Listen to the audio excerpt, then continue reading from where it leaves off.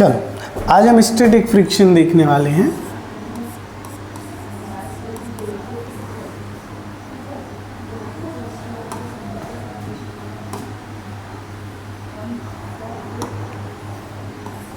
Static friction.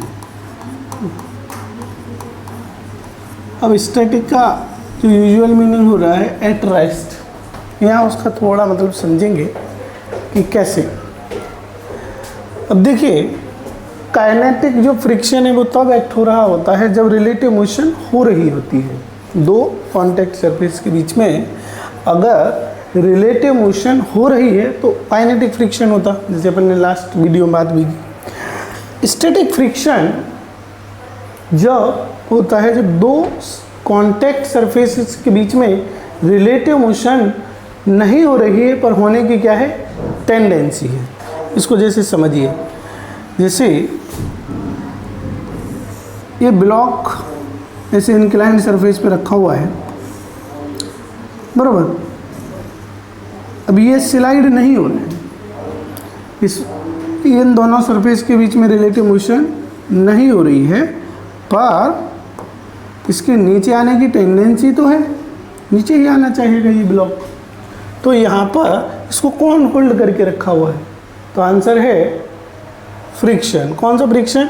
Static friction, क्योंकि move नहीं कर रहा है तो कौन सा फ्रिक्शन है यहाँ, स्टैटिक फ्रिक्शन।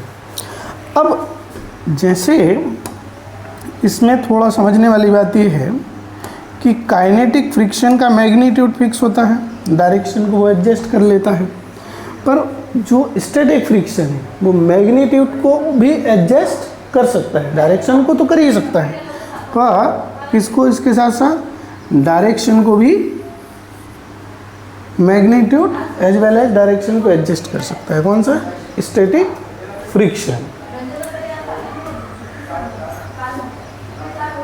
अब इसका जो मैक्सिमम वैल्यू हो सकता है स्टैटिक फ्रिक्शन का, वो हो सकती है mu S into N. Mu S is called coefficient of static friction, coefficient of static friction, and n is normal at the contact surface. Coefficient of static friction और n क्या है, normal at the contact surface, normal at the contact surface। ठीक, पर ये ध्यान रखिएगा ये कौन सी मैक्सिमम वैल्यू है किसकी, स्टैटिक फ्रिक्शन की। जरूरी नहीं स्टैटिक फ्रिक्शन इतना ही एक्ट होगा, ठीक है। अभी अपन कुछ और एग्जांपल लेंगे तो और क्लियर हो जाएगा। देखिए जैसे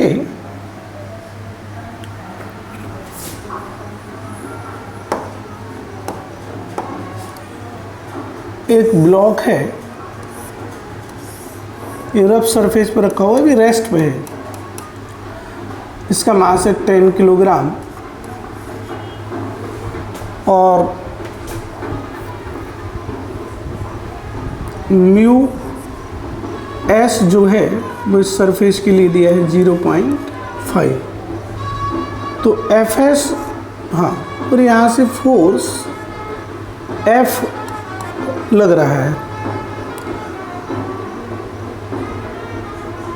तो एफ एस मैक्स जो यहाँ से कैलकुलेट होगा वो नॉर्मल इंटू म्यू एस, तो नॉर्मल 100 हो जाएगा एम जी के equal into 0. That is 50 Newton. अब थोड़ा समझें कि अगर ये फोर्स सपोज करिए 10 न्यूटन है, कितना है, 10 न्यूटन, तो अभी यहाँ पर जो फ्रिक्शन होगा वो कितना होगा, 10 न्यूटन। इसको अगर आपने बढ़ा के कर दिया 20 न्यूटन, तो इस समय जो स्टैटिक फ्रिक्शन होगा वो कितना होगा, 20 न्यूटन। और बढ़ाया आपने, सपोज इसको कर दिया 40 न्यूटन, इसको बढ़ा के कितना कर दिया, 40 न्यूटन कर दिया, तो अभी स्टैटिक फ्रिक्शन कितना होगा, 40 न्यूटन, बराबर। अब इसको आप इंक्रीज करते गए, आपने कर दिया इसको नेक्स्ट वैल्यू बढ़ा के 50 न्यूटन कर दिया। अभी स्टैटिक फ्रिक्शन अपनी मैक्सिमम वैल्यू पर होगा, ये वाली वैल्यू पे, पर ब्लॉक अभी क्या चलेगा, आंसर नहीं, इससे थोड़ा सा भी ज़्यादा हुआ तो ब्लॉक चलने लग जाएगा, मूव करने लग जाएगा, बराबर। तो जो स्टैटिक फ्रिक्शन है तो अपन कह सकते हैं इसकी वैल्यू 0 से लगाकर कहाँ तक हो सकती है, मैक्सिमम वैल्यू Fs मैक्स तक हो सकती है। F क्या है, static friction, static friction. Clear, शायद इस एग्जाम्पल से समझ पाए होंगे आप कि कैसे अपने मैग्नीट्यूड को एडजस्ट करता है। तो इसमें कन्फ्यूजन होती है, ये ध्यान रखना, ये स्टैटिक फ्रिक्शन की मैक्सिमम वैल्यू है जो ज़रूरत पड़ी तो लगेगी, हमेशा ये नहीं लगेगा।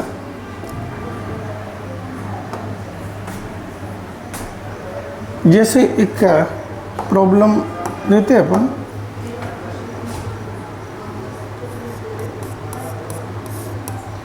एक ब्लॉक है,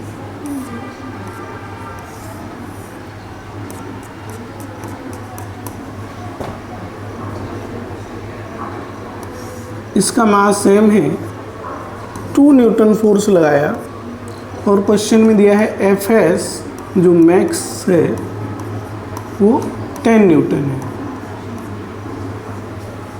क्वेश्चन है find friction force and acceleration of block.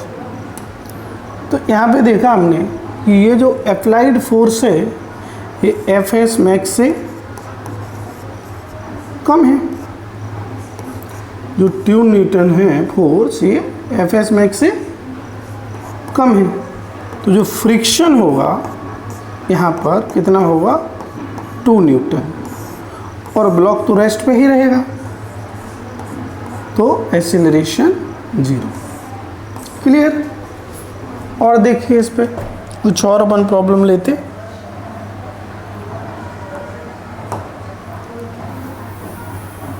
कि जैसे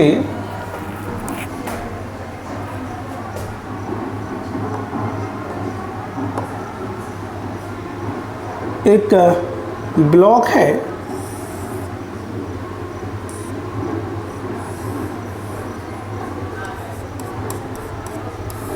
एक ब्लॉक है जिसका मास है m, अभी रेस्ट पे है, फोर्स इस पे F अप्लाई किया, यहाँ पर कोफिशिएंट ऑफ फ्रिक्शन दोनों अलग अलग दिए, म्यू एस और म्यू की। Static coefficient of static friction mu S and coefficient of kinetic friction mu की, और ऐसा बोला गया कि mu S is greater than mu की। अब इस क्वेश्चन पे मैं पूरा वो आऊँ, उस पर पहले आपको थोड़ा इस पर बता देता कि देखिए, अगर किसी क्वेश्चन में ये जानकारी नहीं दी गई है कि म्यू एस और म्यू के अलग अलग है, सिर्फ म्यू दिया, तो आपको उसको mu S equal to mu K मान लेना है। पर प्रैक्टिकली क्या देखा गया कि जैसे कोई ब्लॉक है, उसको किसी ब्लॉक को या किसी ऑब्जेक्ट को, अभी वो रेस्ट पे है तो रेस्ट से मोशन में लाना कठिन होता है, और एक बार वो मोशन में आ गया तो उसके मोशन को बनाए रखना क्या होता है, आसान होता है। इसका मतलब है कि जो Fs मैक्स है उसका जो वैल्यू है वो किससे होगा, जो आपका काइनेटिक फ्रिक्शन था उससे कहीं ज़्यादा होगा। अब ये क्या होता है, n इंटू म्यू एस, और F के क्या होता है, म्यू के इंटू n, तो n कैंसिल हो गया। तो प्रैक्टिकली क्या देखा गया कि जो म्यू एस है वो म्यू के से ज़्यादा होता है, कोफिशिएंट ऑफ स्टैटिक फ्रिक्शन ज़्यादा होता है और कोफिशिएंट ऑफ काइनेटिक फ्रिक्शन कम होता है। अब ये ध्यान में रखना, फिर अगर किसी क्वेश्चन में अलग अलग डेटा नहीं दिया है तो दोनों को सेम मान लेना या मान सकते हैं। अब इसमें एक और आगे बढ़ने से पहले एक चीज़ और बताऊँ, जो थोड़ा सा मिसकॉन्सेप्शन है बच्चों के बीच में, उनको ऐसे लगता कि जो म्यू की वैल्यू है वो 1 से हमेशा कम होगी, क्योंकि ज़्यादातर क्वेश्चन में, मोस्ट ऑफ द क्वेश्चन में अपन यही वैल्यू लेते हैं 1 से कम। तो ऐसा नहीं है, जो कोफिशिएंट ऑफ फ्रिक्शन है वो 0 से लगा के इन्फिनिटी के बीच में कुछ भी हो सकता है। तो जो बेसिकली म्यू है ये 0 से लगा के इन्फिनिटी के बीच में कुछ भी वैल्यू ले सकता है। इस बात का मतलब है कि ये वैल्यू 1 से बड़ी हो सकती है। तो इन बातों को ध्यान में रखना है, ठीक। चलो अब इस प्रॉब्लम को डिस्कस करते हैं। जो था इसमें क्वेश्चन लिख लो पहले। फोर्स F is gradually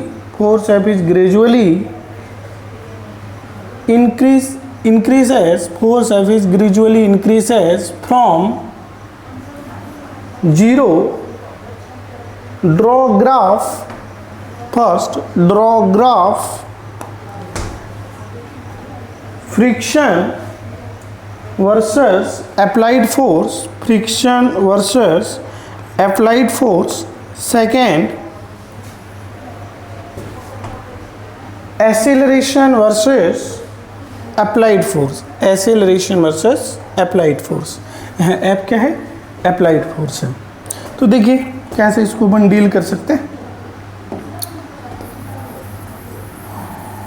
चलो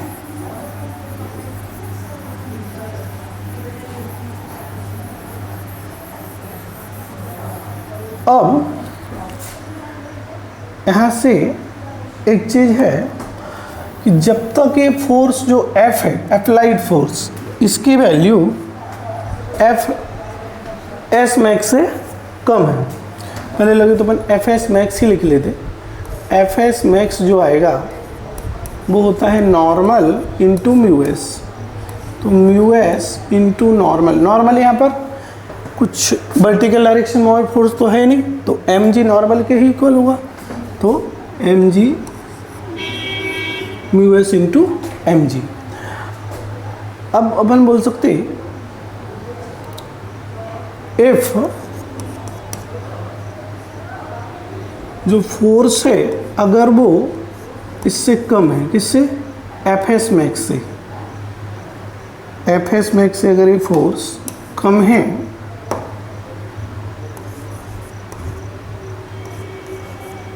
तो ये ब्लॉक मूव ही नहीं करेगा। तो ये ब्लॉक क्या नहीं करेगा? मूव ही नहीं करेगा। तो एक्सेलरेशन 0 होगा। और जैसे जैसे इसकी हम वैल्यू बढ़ाएंगे 0 से F की, फ्रिक्शन भी उसी अमाउंट में बढ़ता जाएगा। तो दोनों क्या होंगे? सेम। तो क्या अपन बोल सकते हैं जो फ्रिक्शन है वो किसके इक्वल होगा? F के ही इक्वल होगा। और एक्सेलरेशन क्या होगा? 0 होगा। करेक्ट।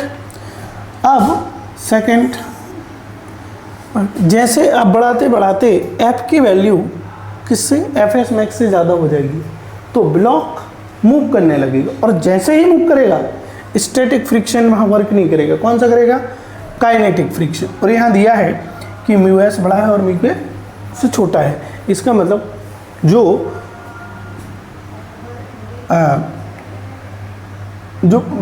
इसका मतलब है कि पहले जो स्टैटिक फ्रिक्शन की मैक्सिमम वैल्यू लग रही थी, अब काइनेटिक फ्रिक्शन उससे कम लगेगा।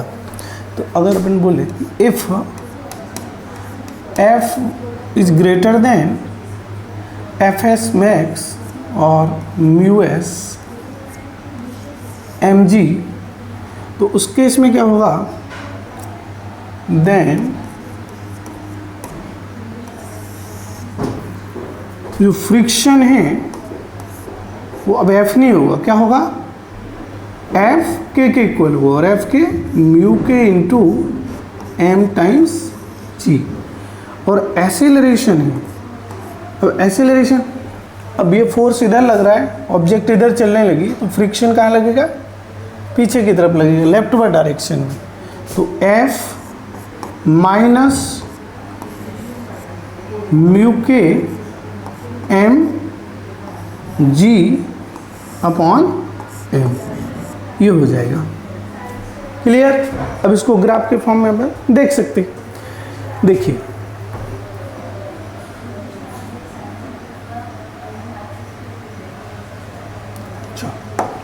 इसका अगर ग्राफ बनाए कि इसका फ्रिक्शन वर्सेस अप्लाइड फोर्स का,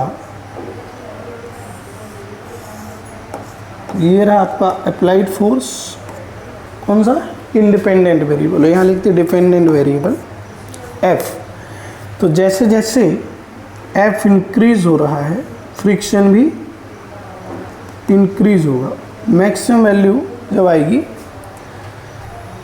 इसके इक्वल जब हो जाएगा फोर्स, इसके equal mu S M G के,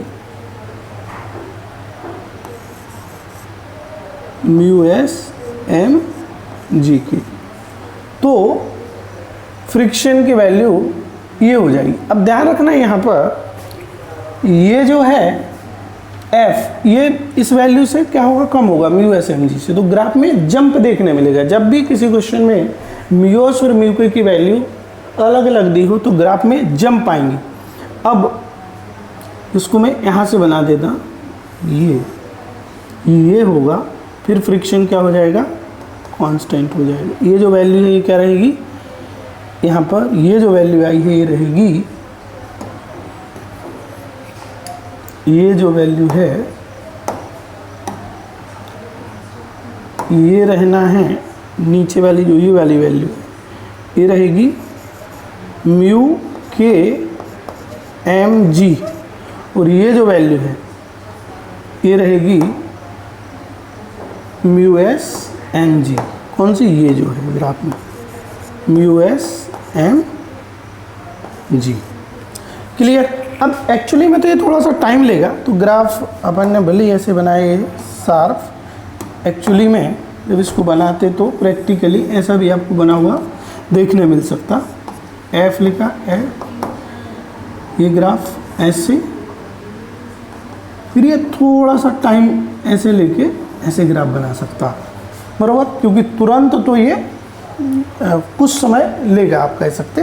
तो ऐसा शार्प हो सकता है, शार्प लाइन ना बना के ऐसा बनाए इंक्लाइन लाइन, ये पर आपको जंप देखने मिलेगा, इंपॉर्टेंट ही है। क्लियर। तो ये हो गया किसका graph, friction, applied force versus friction. यहाँ पर अपन को क्या एक्सेलरेशन का भी बनाना है अप्लाइड फोर्स के हिसाब से। तो ये तो जीरो ही आएगा कहाँ तक, जब तक इसकी वैल्यू क्या नहीं हो जाती, एफ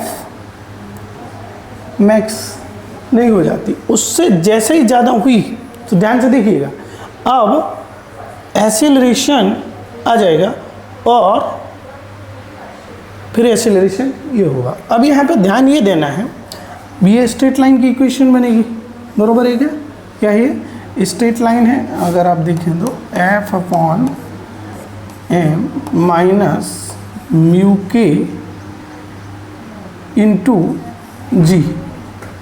अब ये आप देख सकते हैं y equal to m x plus c के हिसाब से, तो ये हो गया आपका क्या x, ये हो गया 1/m उसका स्लोप, और ये क्या हो गया इंटरसेप्ट। तो कहाँ निगेटिव है इंटरसेप्ट, तो यहाँ कहीं कट करेगी। तो ये लाइन, अब इसमें बच्चा क्या करता, यहाँ से बना देता ग्राफ, ये नहीं बनेगा ग्राफ। क्यों नहीं बनेगा वो समझिए आप। जैसे ही ये जो वैल्यू है म्यू एस एम जी से ज़्यादा होगी फोर्स की, सडनली फ्रिक्शन क्या हो जाएगा, कम हो जाएगा। तो जैसे अगर एफ की वैल्यू यहाँ पर आप जो सबसे लोएस्ट, आप ये कह सकते हैं कि जो मूव करे तो सबसे छोटी वैल्यू आप म्यू एस एम जी ले लो। तो यहाँ पर जो ग्राफ है ऐसा ना हो कि कुछ इस प्रकार से ग्राफ बनता हुआ नजर आएगा।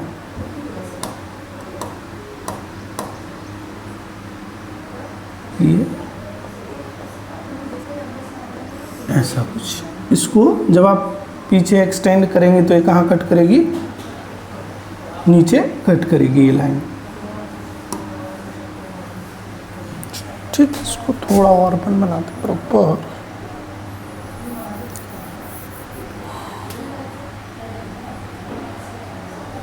देखिए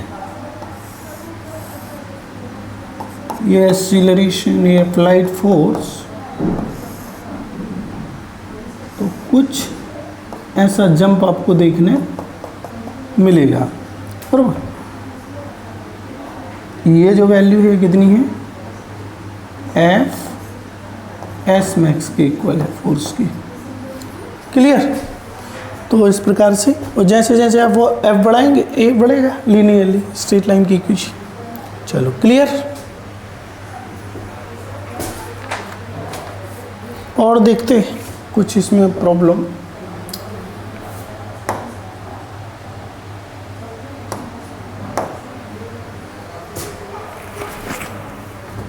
कि एक ब्लॉक है,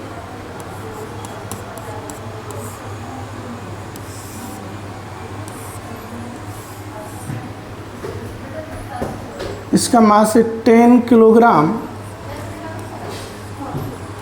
ये जो यहाँ से फोर्स लगाया F,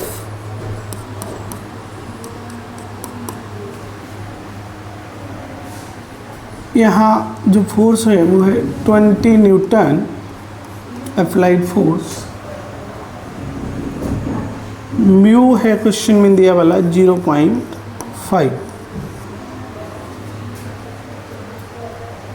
इसमें क्वेश्चन लिखें, find minimum value of F, find minimum value of F, so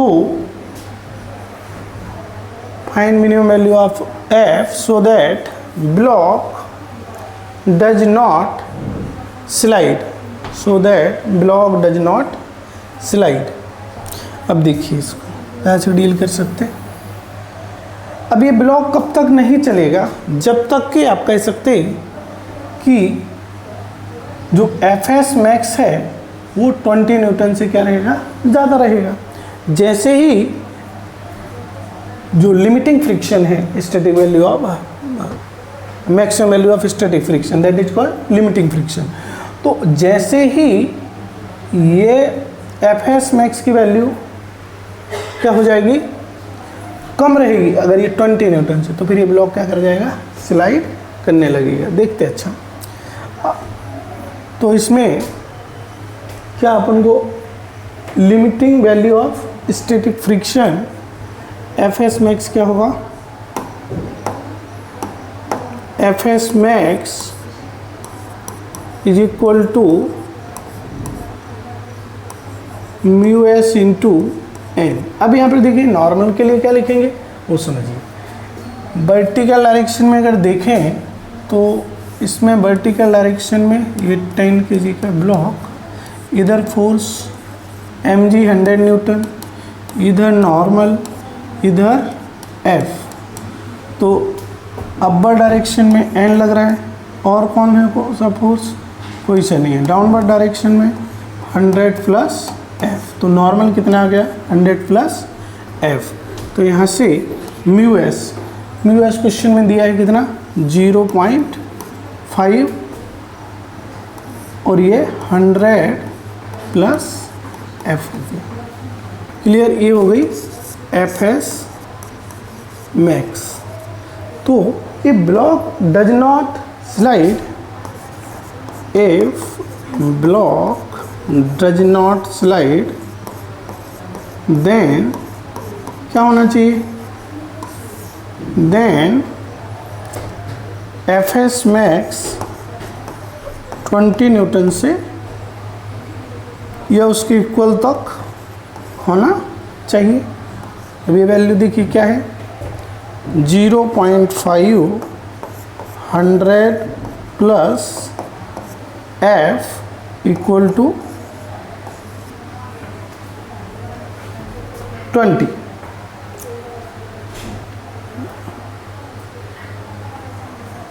sorry, ये 200 होना चाहिए, नहीं तो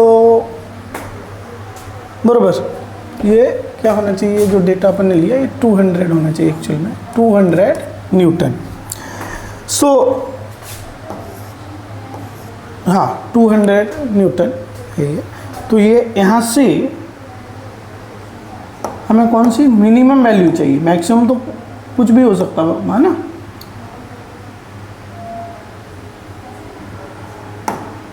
तो मिनिमम के लिए आप क्या ये कौन सा इक्वल का साइन ले सकते हैं। तो ये कितना हो जाएगा, उधर जाएगा तो 400, तो f की जो मिनिमम वैल्यू आएगी वो कितनी आएगी, यहाँ से 400 माइनस 100 दैट इज 300 न्यूटन, ये हो जाएगा। क्लियर? तो ठीक, और लगे तो एक आध प्रॉब्लम देखते।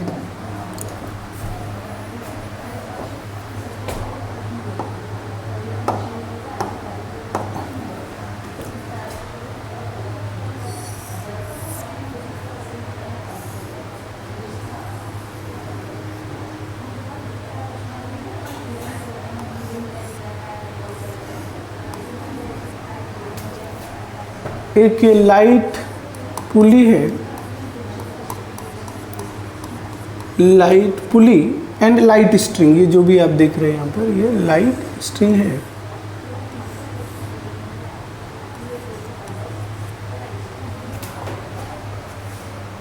ये जो सरफेस है ये रफ सरफेस है, कैसी है, रफ सरफेस। क्वेश्चन लिखें अच्छा इसमें,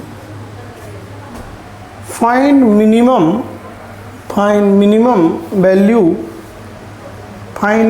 value of coefficient of friction, find minimum value of coefficient of friction so that system remains at rest, so that system remains at rest. देखिए इसमें अगर स्ट्रिंग में इसका अगर FBD बनाएं इस वाले ब्लॉक का, तो इसमें दो ही फोर्स एक्ट हो रहे, एक तो mg डाउनवर्ड और इधर स्ट्रिंग में टेंशन T। और लाइट फुली है और स्ट्रिंग कैसी है, लाइट है या मासलेस एंड इनएक्सटेंसिबल, तो पुली के दोनों साइड में टेंशन क्या होता, सेम होता है ना। जब आप इसका FBD बनाएंगे, ये वाला जो ब्लॉक है जिसका मास 2m है, तो हॉरिजॉन्टल डायरेक्शन में T लगेगा और इधर 2mg लगेगा, और ये जो सरफेस है ये ऊपर की तरफ नॉर्मल लगा रही होगी n। अब देखिए अगर सिस्टम रेस्ट पे है तो आप कह सकते हैं कि यहाँ से T इक्वल टू क्या होगा, mg, इक्विलिब्रियम में T इक्वल टू mg। तो अब ये ब्लॉक मूव नहीं कर रहा है, इसका मतलब है कि इधर टेंशन लग रहा है, तो इसको बैलेंस करे कौन करवाएगा, इतना ही फ्रिक्शन लग रहा होगा, कहाँ, पीछे की तरफ, बराबर। अगर ये इसको राइट वर्ड में टेंशन है तो लेफ्ट वर्ड में क्या होगा, फ्रिक्शन, क्योंकि इसके जाने की टेंडेंसी क्या है, राइट वर्ड में, तो फ्रिक्शन पीछे की तरफ एक्ट हुआ। तो यहाँ से जो Fs मैक्स है वो क्या लिख सकते, Fs मैक्स वो आएगा तुम्हारा Fs max mu S times normal. अब यहाँ नॉर्मल कितना आएगा बच्चा, 2mg के इक्वल, इसमें नॉर्मल आएगा 2mg। क्यों, because there is no acceleration in vertical direction, so equilibrium state should be in vertical direction. तो mu S into n that is 2mg। if block does not slide,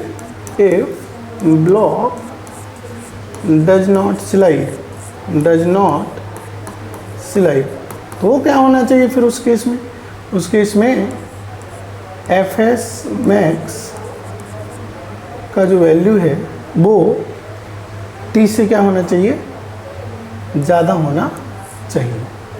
Fs max mu S into 2mg और जो tension है वो दिया है mg। अब उसने पूछा है म्यू एस की मिनिमम वैल्यू बताइए, minimum value of coefficient of friction, तो कौन सा इक्वल का साइन आ जाएगा, तो mu S equal to mg cancel out हो गया 1/2। तो ये मिनिमम वैल्यू है, बराबर। इससे ज़्यादा हुई तो कोई परेशानी नहीं होगी, ब्लॉक मूव नहीं करेगा, द ब्लॉक्स का एक्सेलरेशन 0 रहेगा, और this is the minimum value. ठीक, तो इसको भी नोट कर लें, फिर आगे बढ़ते। चलो करेक्ट, और देखते हैं क्या प्रॉब्लम इसमें कैसे और बन सकते। एक ब्लॉक है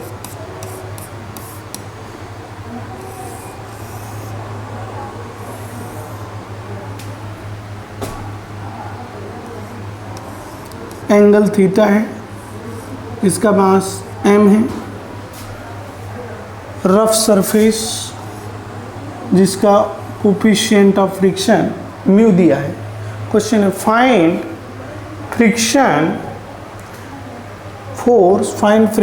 force acting on block, find friction force acting on block and net contact force on the block if block does not slide,